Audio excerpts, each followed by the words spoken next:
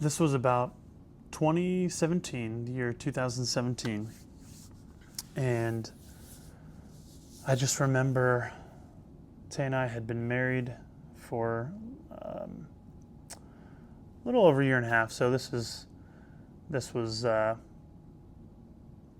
little bit into our marriage, but I just remember most of how we were living our marriage was unhappy and angry, offended, having rights. I'm right, no, I'm right, those types of things.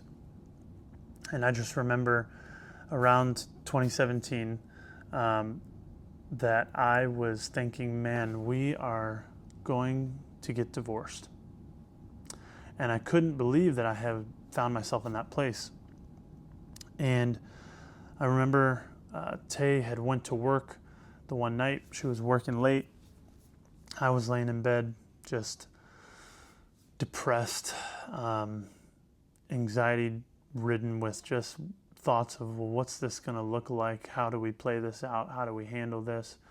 What's that going to look like for me? I was more worried about what people were going to think if that happened, which is natural.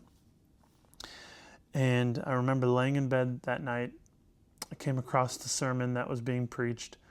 I watched the entire sermon of this guy, and he was talking about love and becoming love and how much God loved him. But it was really just focused around the love of God in a way that I may have heard in my life, but at this moment I was so broken that I was able to really hear what he was saying.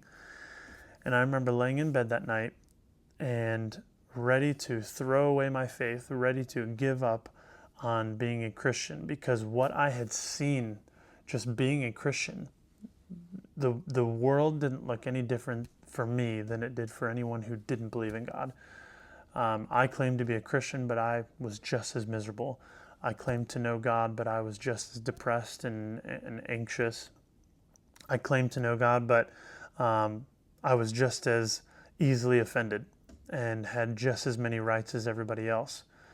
And I just remember thinking that night in bed that if this is what Christianity is, if this really what my life has been, is what Christianity has played out to be, and that's the reality, then I didn't want it anymore. And I just remember laying there, and it was like the Lord was just